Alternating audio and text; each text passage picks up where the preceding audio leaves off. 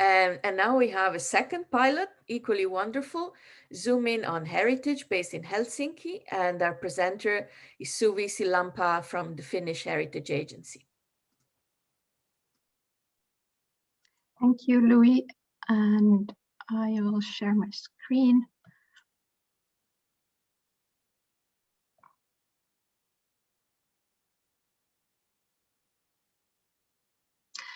Okay, so hello everybody. I'm Suvi Sillanpää from the Finnish Heritage Agency. I work as a project planner in the CultureLabs project. So the Finnish Heritage Agency operates under the Ministry of Education and Culture. It is responsible of taking care of various types of cultural heritage. And as part of the Finnish Heritage Agency, the unit of picture collections has been the unit responsible for implementing the CultureLabs pilot. And the picture collections, at the picture collections, we have various types of image materials. And at the moment, the collections include a total of approximately 18 million pictures.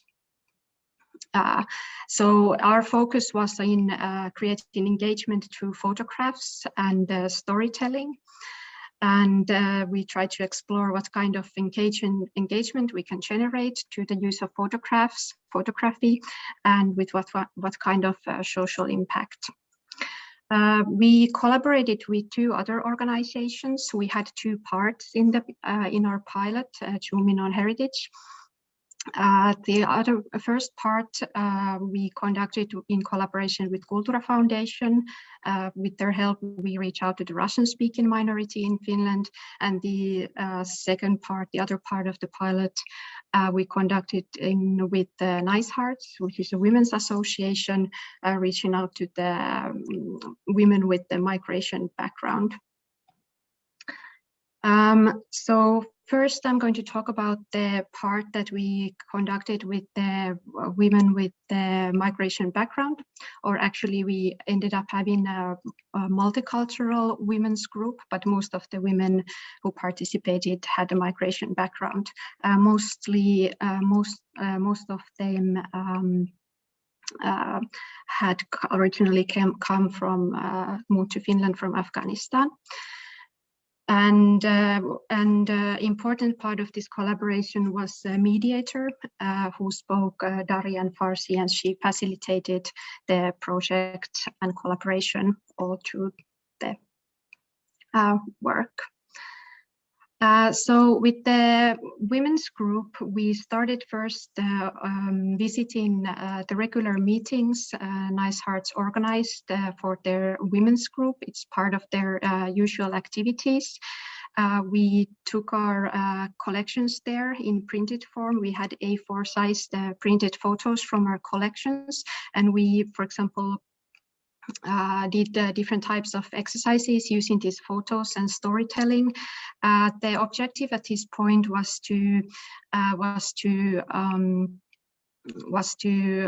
understand what kind of needs, interests, motivations the participants might have, what kind of reactions our collections would create, what kind of formats of photographs were they interested in.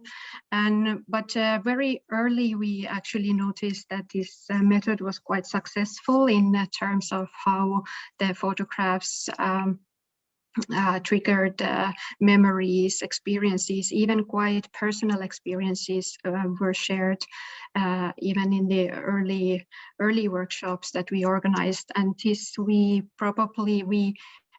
felt this was mostly because of the familiar environment for the participants, the NGO that they already knew. There were coordinators there who they already knew some of the people.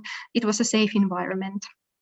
So this was a very important realization for us, that we should really work closely with our collaborators. in this. We also organized visits to our premises to see the archives, the collections, introduce our work, what the picture collections means in practice, what type of work we do in the collections. And based on these engagement activities in the beginning, we then defined, specified certain principles that we wanted to follow in our pilot with this group. For example, we really wanted to create a low threshold to participation, be as flexible as possible. One of the decisions we made at some point was that rather than trying to, or we wanted to make it possible for people to express themselves in their own language rather than trying to, for example, use Finnish language, which was very challenging to some of the participants. So that's why it was very important to have a mediator who spoke the language of the participants. Also, we considered introducing some photography techniques in the beginning of the project, but this is also due to the changes we had to make because of the COVID-19. We didn't have as much time to focus on it, but also we felt that lowering the threshold to have as less technical aspects involved was better for this group. So we wanted to really make the participation possible for everyone with any skill level, any interest, subject interest, or language skills, level of language skills. Also, one of the important decisions we made was that we were not going to focus on any certain thematics, or because the participants had various interest in, they were interested in various subjects. So we decided to follow an approach where each participant could focus on the subjects of their preference. So we started the Pictures Narrate group in the beginning of 2020. Our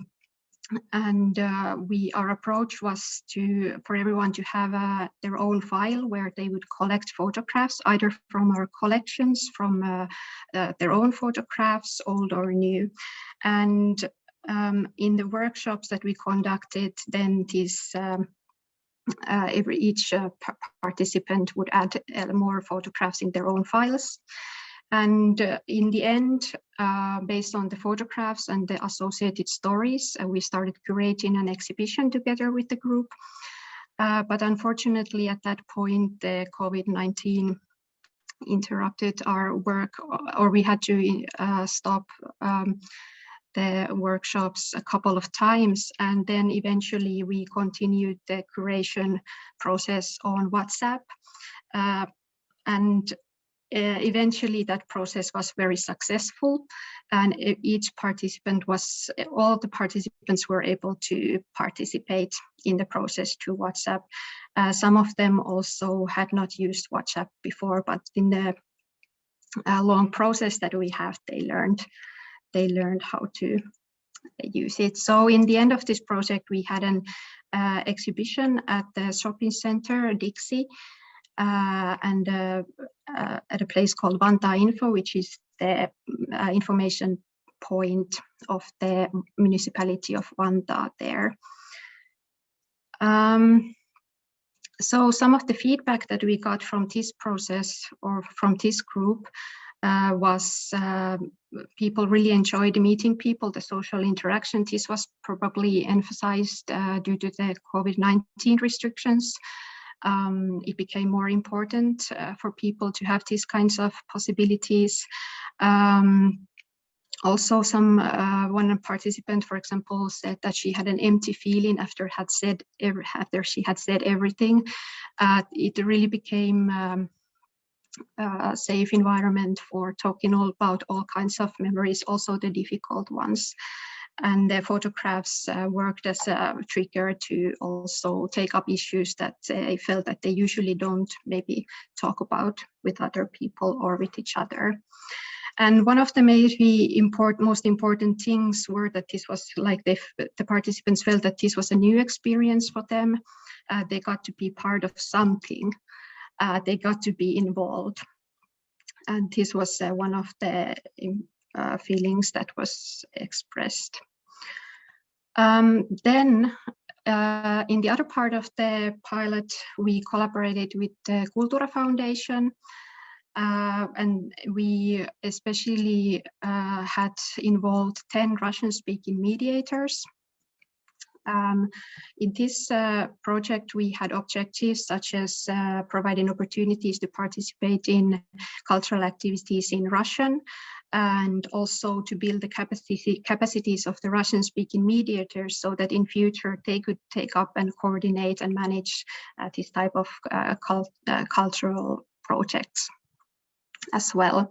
So we first organized some training and a visit to picture collections for the 10 Russian-speaking mediators.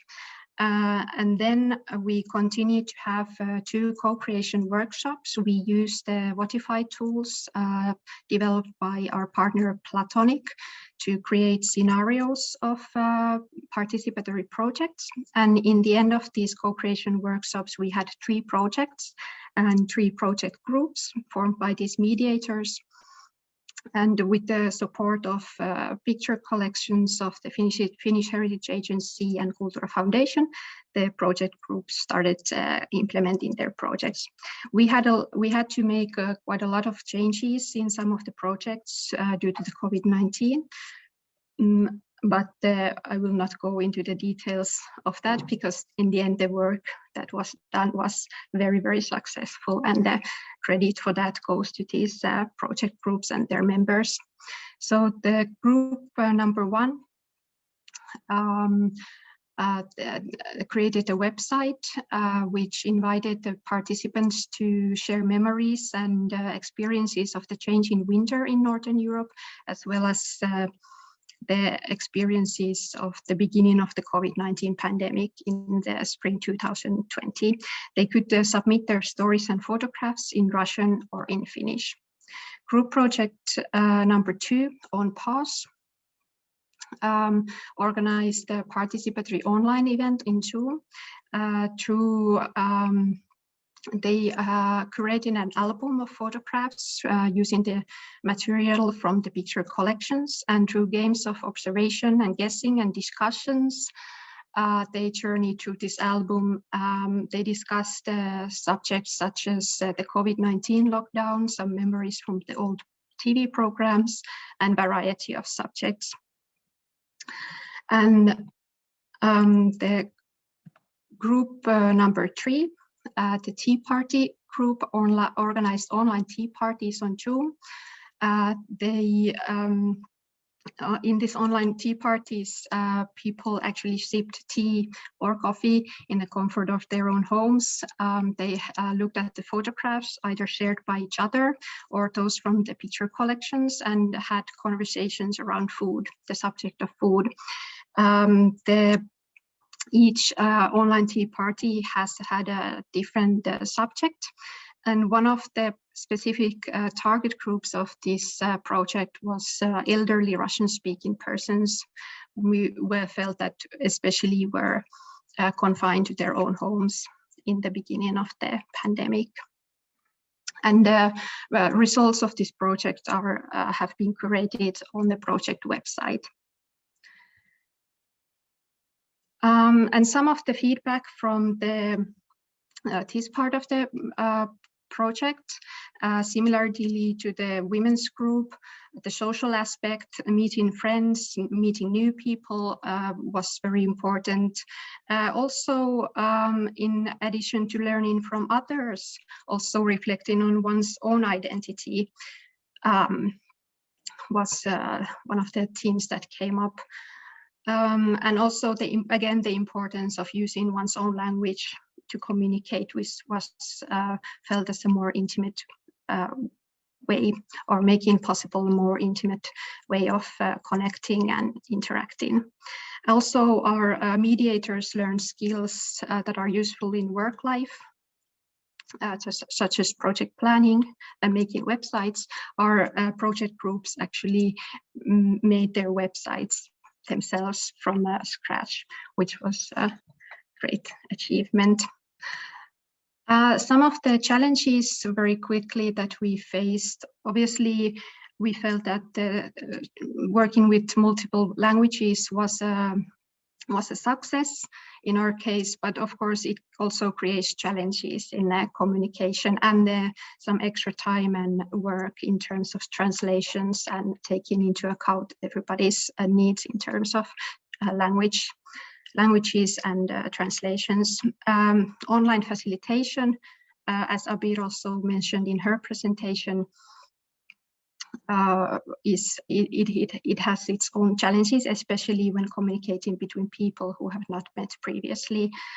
Some also time, we felt that we did have time to build trust and mutual understanding, but we can't probably stress enough how important it is, and to have time to have proper discussions along the way.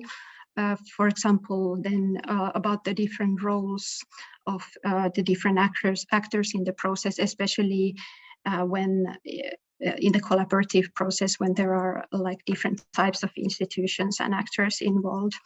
But one of the positive aspects of having enough time, the process being a little bit prolonged due to COVID-19, was that, for example, in our women's group, the participants really did have time to think about what they wanted to present and which were the stories they really wanted to tell and so forth. And we felt this was something that is now reflected in the outcomes as well. So probably now is a good time to conclude and then to look at the video which presents some of the creative outcomes as well as some comments from our collaborator.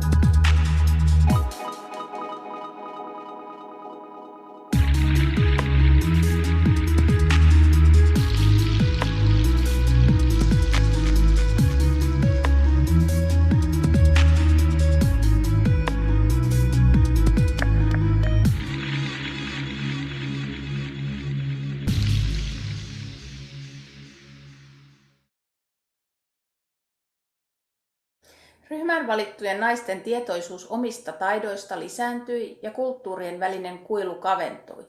Se, mistä tulemme, ei määritä meitä, ketä loppujen lopuksi taustaltamme olemme. Hyvin paljon löytyi myös yhtäläisyyksiä kulttuurien eroista huolimatta. Pitkällisen yhteistyön seurauksena naiset kokivat voimaantuvansa ja saivat mahdollisuuden palata muistoissa kotimaahan tai muihin merkityksellisiin elämäntapahtumiin. Turvallisessa tilassa ja luotettavassa ilmapiirissä uskallettiin jakaa arkojakin asioita. Näyttelystä iloittiin ja oltiin ylpeitä. Näyttely oli tekijöidensä näköinen. Naisharts ry:n näkökulmasta katsottuna projekti oli pitkä ja antoisa, erittäin mielenkiintoinen. Ja olemme kiitollisia siitä, että saimme tarjota kävijöillemme tällaisen kokemuksen ja rikastuttaa heidän kulttuurituntemustaan ja osallistaa heitä tällaiseen projektiin, jossa he saivat vaikuttaa itse sisältöön ja tuottaa jotain näkyvää. Monet heistä sanoivat, että tämä on ollut unelma, jonka olisin joskus nuoruudessani halunnut tehdä, oma näyttely. Se toi entisestäänkin meille sellaista innostusta siihen, että saamme olla toteuttamassa jonkun naisen unelmaa. Saimme näyttelyn Dixiin Vantaa-infoon, joka toi myös yhdistyksellemme näkyvyyttä. Se oli keskeisellä paikalla ja toivomme, että sen näki mahdollisimman moni, koska näyttely oli todella hieno ja naiset olivat siitä erittäin ylpeitä. Ja olemme myös kiitollisia siitä, että juuri meidän yhdistys Naisharts ry valikoitui tähän yhteistyöhön, joten kiitos siitä. Olette mahdollistaneet meille sen, että olemme saaneet rikastuttaa meidän kävijöidemme kulttuurituntemusta ja voimme jakaa myös tätä tietoisuutta omassa yhdistyksessämme ja innostaa muita mukaan järjestämään vaikka pieniä omia projekteja. Kiitos teille.